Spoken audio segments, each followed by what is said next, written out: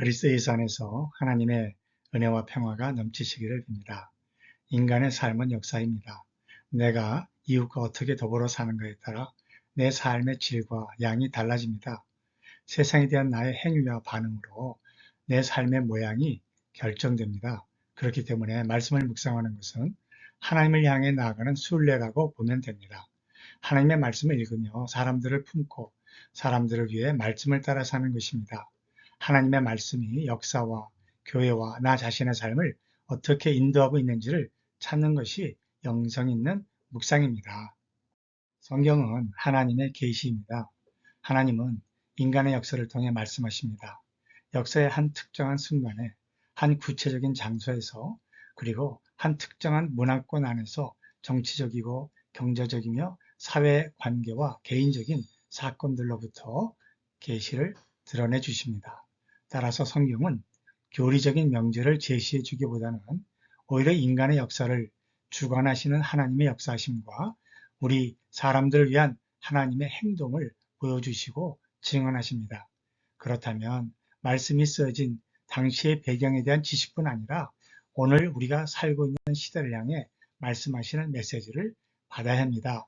그 한 예로 사무엘상 25장에서 다윗의 이야기를 살펴보겠습니다. 사무엘상 25장은 선지자 사무엘의 죽음을 알리면서 시작하고 있습니다. 이것은 다윗이 곧 왕이 될 것을 암시하고 있습니다. 25장에서는 다윗이 사울을 피해서 바란 광야로 갔고요. 또 마온에 살고 있던 나발이라는 큰 부자가 목축업을 하고 있었는데 갈무리에서 양의 털을 깎고 있다고 했습니다. 영상을 통해서 지도를 보시면서 그 지명들을 한번 확인해 보시기를 바랍니다. 마온에서 갈멜은 약 2마일 정도 떨어진 곳이죠. 사무엘상 25장은 다윗이 바란 광야에 피해 있으면서 나발의 양들과 가축들을 지켜주는 일을 해줍니다. 그리고 나발에게 적당한 보수와 대가를 바라지요. 그런데 나발의 태도가 참 다윗을 분노하게 했습니다. 10절 11절에서 나발이 다윗의 사람들에게 다윗이 누구며 이새의 아들은 누구이며 그리고 양털 깎는 자를 위하여 잡은 고기를 가져다가 어디서 왔는지도 알지 못하는 자들에게 주겠느냐.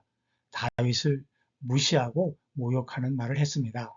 이 말은 참 중요한데요. 다윗의 자존심을 건드렸습니다.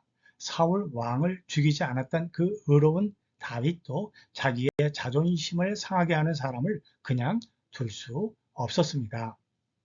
25장 22절에 보면 그래서 다윗은요 나발의 집안에 있는 모든 남자를 다 죽이겠다고 호언장담합니다. 맹세까지 하고 있습니다. 얼마나 처참한 일입니까? 나발 한 사람의 무례함 때문에 다윗은 그 가정에 죄 없는 어린아이들까지도 남자를 다 죽이겠다고 지금 벼르고 있는 것입니다. 이 소식을 들은 나발의 아내 아비가일이 급히 다윗에게 달려오죠. 그러면서 30절에 아비가일이 한 말이 참 중요합니다. 다윗을 하나님께서 이스라엘의 지도자로 세우실 때라는 구절을 주목해 보시기 바랍니다. 이제 곧 다윗이 이스라엘의 왕으로 세워질 텐데 그 왕이 되는 리더십, 지도자의 자격에 대해서 아비가일이 은밀하게 말씀하고 있지요. 하나님이 기름 부으신 자 사울 왕을 죽이지 않았던 다윗이지만 나발의 무례한 말로 자존심을 상한 그것 때문에 이렇게 무고한 죄 없는 사람까지도 다 죽인다면 그것은 하나님의 지도자로서 하나님이 세우시는 왕으로서의 자격이 없다라는 뜻으로 이해할 수 있습니다. 다윗이 훌륭한 것은 이런 아비가일 한 여자의 말 속에서도 하나님의 음성을 들을 수 있는 영성과 믿음이 참으로 귀합니다.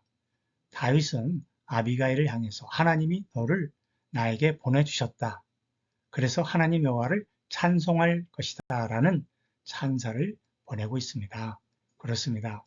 혹시라도 내 아내가 또 내 남편이 아니면 내 자녀, 나의 교우들을 통해서도 하나님은 나에게 말씀하십니다.